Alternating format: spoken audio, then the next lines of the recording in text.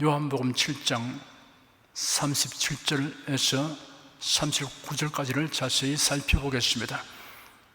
오늘 또 성령께서 우리 각 사람을 은혜와 진리 가운데로 인도하여 주시고 살았고 운동력이 있는 말씀의 권능을 풍성하게 체험하게 하실 것을 확신합니다. 37절부터 39절까지 다 함께 읽겠습니다. 명절 끝날 곧 큰 날에 예수께서 서서 외쳐 가라사대 때 누구든지 목마르거든 내게로 와서 마시라. 나를 믿는 자는 성경의 이름과 같이 그 배에서 생수의 강이 흘러나리라 하시니 이는 그를 믿는 자의 받을 성령을 가리켜 말씀하신 것이라. 예수께서 아직 영광을 받지 못하신 고로 성령이 아직 저에게 계시지 아니하시더라.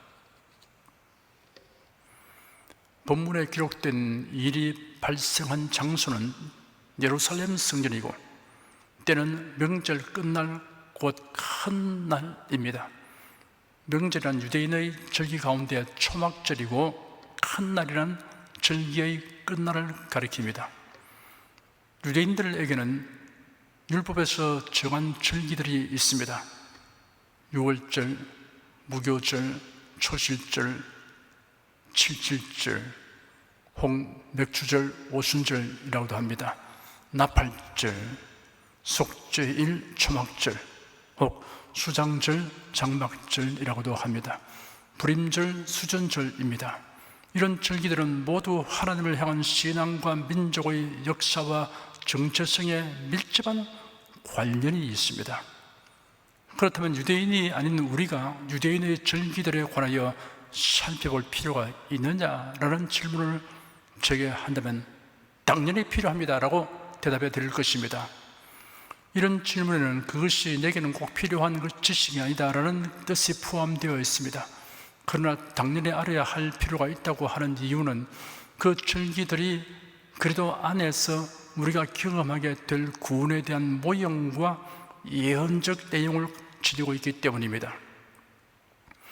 이러한 절기들에는 구원에 관련하여 역사상 진행될 일들이 미리 다 정하여져 있다는 놀랍고 은혜로운 사실이 계시되어 있습니다. 불임절과 수전절을 제외한 다른 절기들은 구약신경 레위기 23장에 모두 기록되어 있습니다. 불임절은 에스더서에 근거합니다. 에스더서는 아하수에로 왕이 페르시아를 통치할 당시 총리 하만의 흉계로 파멸의 위기에 처한 유대 민족이 왕후 에스더의 활약으로 구출된 사건 기록입니다. 불임이라고 번역된 원어 프림은 제비뽑기나 주사위를 의미하는 아람어 푸르에서 온 말입니다. 하만이 제비뽑기로 유대인을 학살할 날짜를 정한 데서 프림이라는 축일의 이름과 날짜가 유래했다고 합니다. 수전절은 수리아의 안티쿠스 에피파네스 왕이 예루살렘 성전의 번제단 자리에 제우스 동상을 세워 성전을 더럽히자 주전 164년경 유다 마카비가 군사를 일으켜 수리아 군대를 물리치고 성전을 정화하여 하나님께 봉헌한 것을 기념하는 축제입니다. 계절의 순서로 보면 봄에는 유월절, 무교절, 초실절을 8일 동안 연이어 지킵니다. 맥주절은 유월절 후 7주째 지켰습니다. 밀이나 보리를 수확한 후 하나님께 첫 열매를 드리는 추수감사절기입니다. 가을에는 나팔절, 속죄일, 초막절, 혹 수장절, 장막절이라고 하는데 이런 차례로 연이어 지킵니다. 수전절은 초겨울에 지킵니다. 절기들 중에서 유대인들의 종교 달력에서 국가적 큰 연례 행사가 되는 3대 절기는 이러합니다. 첫째는 유월절입니다. 유월절 행사는 유대적으로는 1월 14일부터 8일간 계속되었습니다. 우리들이 지키는 태양력으로 대략 3월, 4월에 해당됩니다. 유월절은 출애굽기에 근거합니다.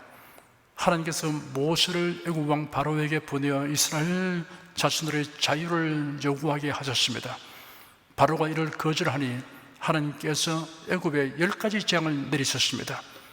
10번째 재앙은 사람이든 짐승이든 먼저 난 것은 하룻밤 사이에 죽게 되는 것입니다. 모세는 하나님의 지시대로 이스라엘 자손들에게 어린 양을 잡고 그 피를 그들이 거주한 집의 좌우 설주와 임방에 바르면 그 밤에 재앙이 없을 것이라고 일러주었습니다. 실제로 그 밤에 애굽 사람의 집집마다 재앙이 임하였으나 죽이는 천사가 어린 양의 피를 칠한 이스라엘 자손들의 집은 넘어갔습니다. 여기서 유월절이 유래되었습니다. 유월절은 하나님께서 이스라엘 자손을 애굽의 속박으로부터 구원해 내신 것을 기념하는 의미가 있습니다. 그뿐 아니라 예수 그리스도의 대속의 죽음과 죄인들의 구원에 대한 예언적 성격을 가진 모형의 의미를 지니고 있습니다. 그 예언적 의미는 온전히 성취되었습니다. 예수는 유월절에 예루살렘으로 가셔서 제자들과 유월절 식사를 하셨습니다. 그 자리에서 떡과 포도주로서 예수님의 깨어짐과 흘리신 보혈을 기념하는 성만찬을 제정하셨습니다. 그날 밤 예수님은 유대 종교 지도자들에 의하여 체포되고 총독 빌라도에게 넘겨졌습니다. 다음날 십자가에 못 박혀 몸찢기시고 피 흘려 죽으셨습니다. 그리고 장사한 지 사흘 만에 부활하셨습니다. 신약 성경은 유월절을 예수 그리스도의 구속 사역과 철저하게 관련하여 설명하고 있습니다. 고린도전서 5장 7절에는 우리의 유월절 양 곧 그리스도께서 희생이 되시느니라 라고 기록되었습니다. 베드로전서 1장에는 너희가 알거니와 너희 조상의 유전한 망령된 행실에서 구속된 것은 은이나 금같이 없을 것으로 한 것이 아니요 오직 흠없고 점 없는 어린 양 같은 그리스도의 보배로운 피로 한 것이라 하였습니다. 히브리서에는 유월절 양이신 예수께서 십자가에 못 박혀 흘리신 대속의 피로 세운 새 언약을 설명하면서 옛 언약인 구약의 율법과 제사는 모형적 역할이 종료되었음을 설명하였습니다. 유월절 양이신 예수께서 십자가에서의 대속적 죽음을 통해 영원히 단번에 제사를 드림으로써 더 이상 동물 제사는 필요 없게 되었습니다. 그러므로 죄인은 누구든지 예수 그리스도를 믿음으로써 영원한 속죄와 구원의 은총을 받을 수 있게 되었습니다. 둘째는 오순절입니다. 양력으로 5월, 6월경입니다. 구약에서 맥추절 혹은 칠칠절이라고 하였습니다. 맥추절은 밀이나 보리를 수확한 후 하나님께 첫 열매를 드리는 추수감사절기입니다. 유대교에서는 이날을 시내산에서 율법을 바른 날로 의미 부여를 하였습니다. 이날은 6월절 후 7주째 지켜졌다고 해서 칠칠절이라고 불렀습니다. 그러나 맥추절이 오순절로 불리게 된 시점은 신구약 중간기일 것으로 추정되고 있습니다. 오순절은 신약 성경에서만 사용된 명칭입니다. 6월절이 지난 후 50일째 되는 날이어서 오순절이라고 불렀습니다. 오순은 다섯 오, 열흘 순을 합하여 만든단 말입니다. 오순절은 헬라어로 펜테코스테인데 제50째 날을 의미합니다. 오순절은 첫 곡식을 거두어드리는 맥추절, 추수절이라는 사실에 심오한 뜻이 있습니다. 오순절날 성령 강림에 의하여 탄생한 교회가 복음을 널리 전파하여 천국 창고에 들어갈 곡식 성도를 교회로 거두어들이게 됨에 대한 예언적 모형이라는 의미를 지니고 있습니다. 셋째는 초막절입니다. 수장절 또는 장막절이라고도 부릅니다. 히브리 종교력으로 7월 15일부터 한 주간입니다. 태양력으로는 9월, 10월에 해당합니다. 오순절 후 4개월쯤 지난 추수기의 마지막 주입니다. 수장절 절기를 지키는 방법을 살펴보면 광야에 초막을 짓고 7일 동안 거기서 기거합니다. 초막에서 생활하는 동안 매일 화제를 드리고 8일째는 절기를 마감하는 대성회를 갖습니다. 1년 동안 수고하여 거둔 곡식과 과일을 하나님께 드리고 이웃과 함께 나눕니다. 절기 기간 중에는 백성들이 나뭇가지와 잎들로 만든 초막 안에 거처하여야 했기 때문에 초막절이라 불리어진 것입니다. 레위기 23장에 기록되기를 너희는 7일 동안 초막에 거하되 이스라엘에서 난 자는 다 초막에 거할지니 이는 내가 이스라엘 자손을 애굽 땅에서 인도하여 내던 때 초막에 거하게 한 줄을 너희 때대로 알게 함이라. 나는 너희 하나님 여호와이니라 하였습니다. 초막절 기간만은 부자나 가난한 자나 다 같이 잎이 달린 나뭇가지로 만든 그들의 작은 초막에서 거처이기 때문에 빈부의 차이를 잊어버렸습니다. 이 명절에서의 특이한 경험과 희열을 마르크스 다처 박사가 다음과 같이 잘 묘사하였습니다. 이 명절은 하나의 민족적 추수의 결승점 같은 것이었다. 따라서 그것은 기쁨으로 충만한 명절이었다. 모든 이스라엘 백성들은 명절 차림에다 그 손에는 종려나무 가지를 들고 혹은 지면의 풍요한 결실을 상징하는 어떤 차림을 하고 나타났다. 밤이 되면 예루살렘 성전은 휘황찬란하게 조명이 되었는데 특히 성전 주변이 그러했다. 이 성전 안에는 다만 이러한 경우에만 사용됐던 큰 등이 켜졌다. 이 명절의 가장 인상적인 특색의 하나는 금그릇에 실루한 못으로부터 물을 길어 가지고 행렬을 지어 그것을 성전으로 날라오는 일이었는데 성전 안에서 레위인의 나팔로부터 터져나오는 승려의 나팔 소리와 함께 백성의 할렐루야 소리가 울리는 가운데 그 물이 부어지는 것이다. 그래 유대인 중에서는 실루한 못에서 길어온 물을 따를 때의 기쁨을 맛보지 못한 사람은 그의 생애 중에 한 번도 기쁨을 맛보지 못한 사람이다 라는 말이 생기게 되었다. 하나님 존전에서 이와 같은 부음은 곡식밭과 목장에 물을 주시는 하나님의 선하심에 대한 인식과 광야에 있었던 기적적인 물 공급에 대한 기념으로 여겨졌다. 초막절은 애굽에서 나온 이스라엘 백성들이 광야 생활을 하였던 것을 기념하는 절기 행사이기도 합니다. 광야에서 백성들이 물이 없어 고통을 당한 적이 있었습니다. 그때 모세가 하나님의 지시대로 지팡이로 반석을 치니 반석에서 물이 흘러나와서 백성들이 물을 마셨습니다.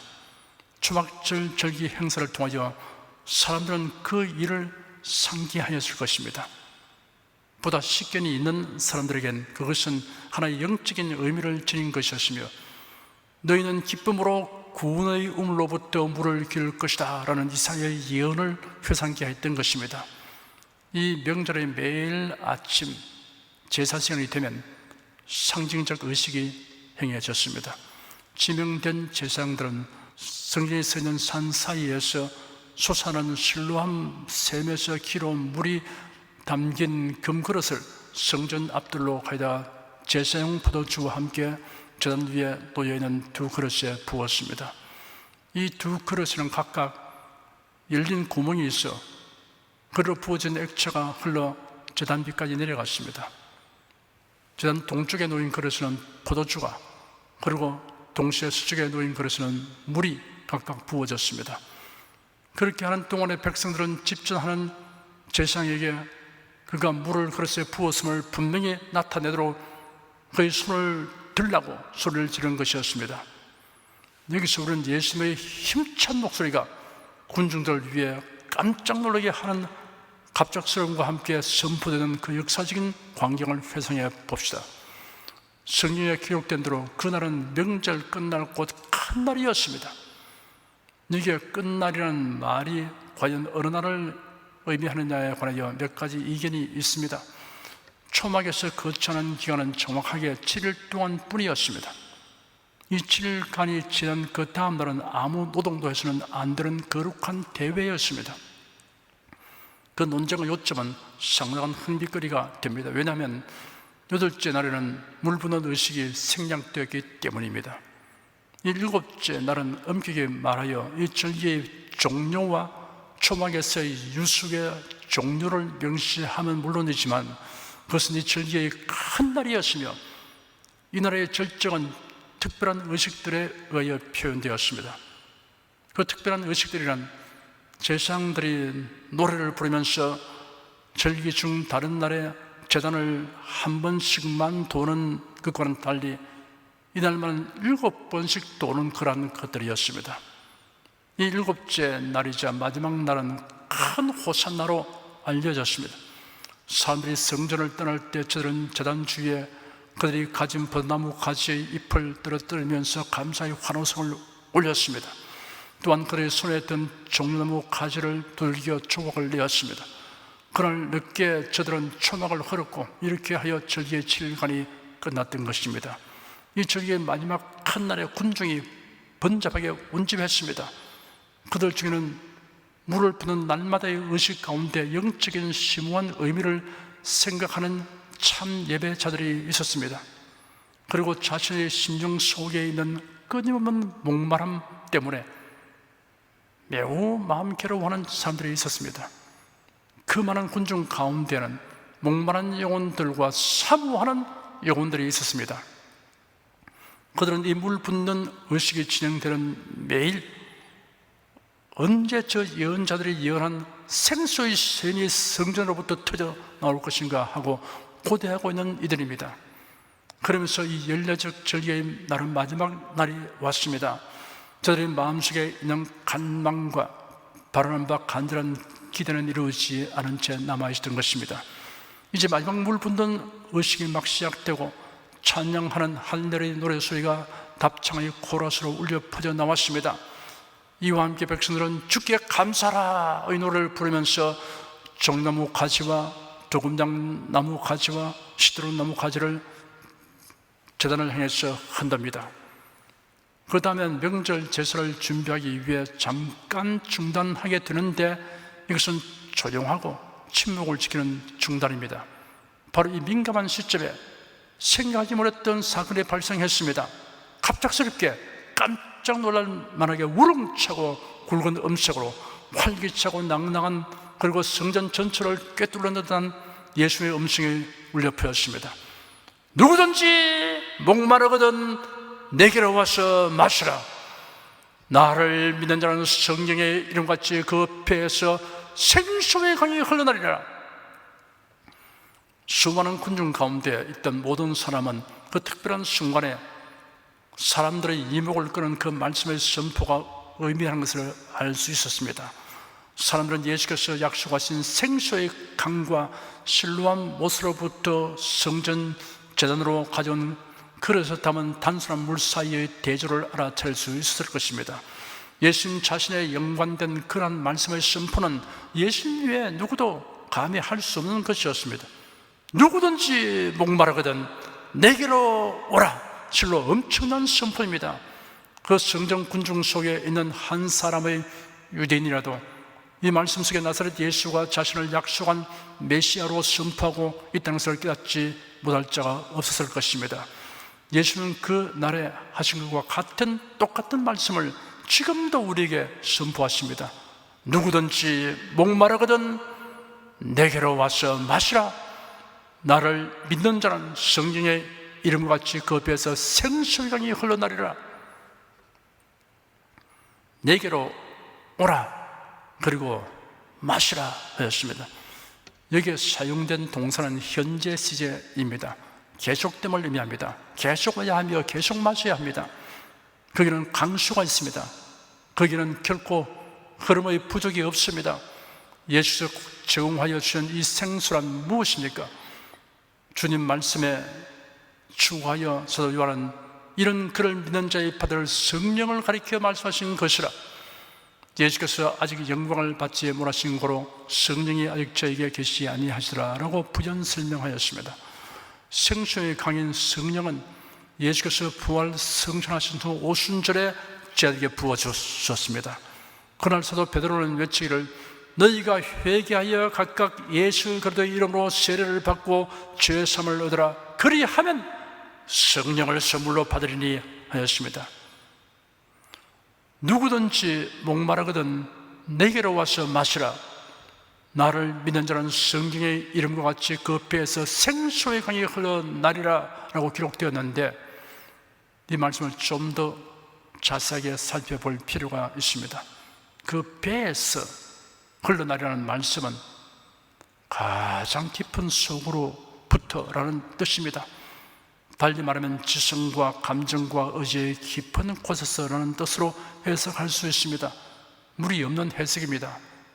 하지만 성경의 이름과 같이 라는 말씀을 해석하기가 난해한 것입니다. 구약 성경 어디에도 믿는 자의 그 배에서 생수의 강이 흘러나리라는 구절이 없기 때문입니다. 이를 감안하여 다음과 같은 해석을 하기도 합니다. 이 문제에 대한 해답은 그의 배치 순서에 있다는 것입니다. 나를 믿는 자는 이라는 부분을 마시라는 말 앞에 배치하는 것입니다.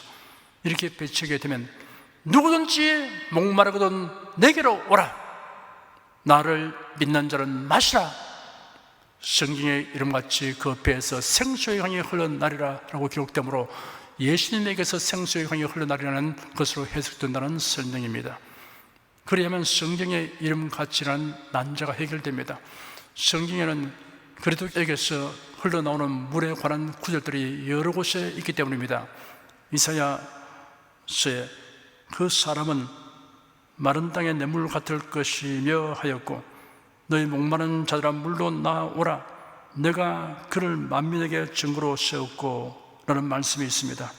스가랴서에도 그들이 그 찌른 바 그를 바라보고 그 날의 죄와 더러움을 씻는 셈이 다윗의 족속과 예루살렘 거민을 위하여 열리리라 하였고, 그 날에 그의 발이 예루살렘 앞 곧 동편 감람산에 서릴 것이요 그날에 생수가 예루살렘에서 솟아서 흐를 것이라 하였습니다.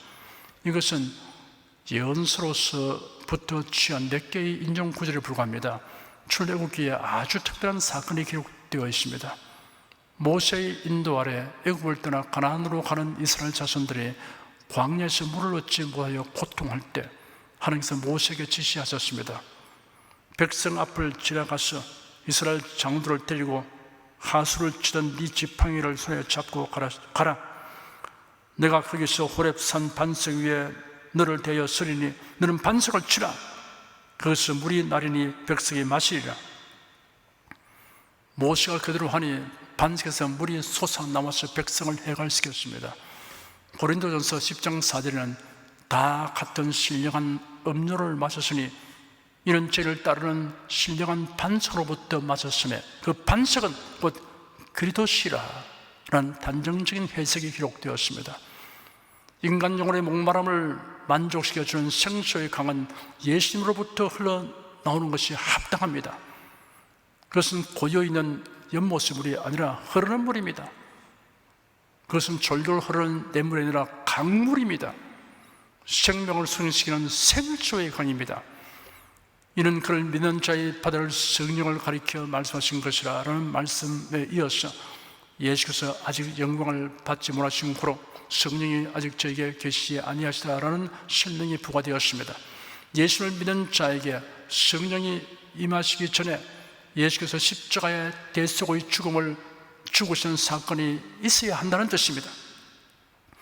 예수께서 못 박혀 죽으신 일을 영광을 바라신다라고 형용하였습니다. 예수의 죽음은 보통 사람의 죽음과 다른 것입니다. 죄인을 구원하시기 위한 대속의 죽음입니다. 대속의 죽음을 통하여 수많은 영혼이 구원을 얻게 하셨습니다.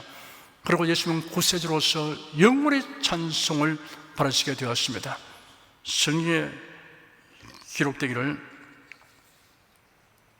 그는 근본 하나님의 본체시나 하나님과 동등됨을 취할 것을 여기지 아니하시고 오히려 자기를 비워 종의 형체를 가져 사람들과 같이 되었고 사람의 모양으로 나타나셨으며 자기를 낮추시고 죽기까지 복종하셨으니 곧 십자가에 죽으심이라. 이러므로 하나님이 그를 지극히 높여 모든 이름 위에 뛰어난 이름을 주사 하늘에 있는 자들과 땅에 있는 자들과 땅 아래에 있는 자들로 모든 무릎을 예수의 이름에 꿇게 하시고 모든 입으로 예수 그리스도를 주라 시인하여 하나님 아버지께 영광을 돌리게 하셨느니라. 오직 우리가 천사들보다 잠깐 동안 못하게 하심을 입은 자 곧 죽음의 고난 받았음을 위하여 영광과 존귀로 관서신 예수를 보니 이를 행하시면 하나님의 은혜로 말미암아 모든 사람을 위하여 죽음을 맛보려 하심이라 하였습니다.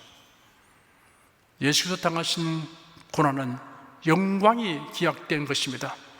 이처럼 모든 성도들도 그리스도를 위해 고난받으면 영광이 기약되어 있습니다.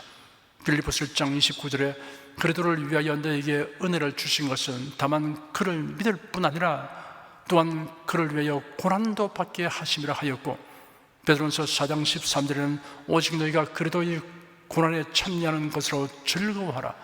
이런 그 영광을 나타냈을 때 너희로 즐거워하고 기뻐하게 하려 함이라 하였으며, 4장 16절에는 만일 그리스도인으로 고난을 받은 적 부끄러워 말고 도리어 그 이름으로 하나님께 영광을 돌리라 하였습니다.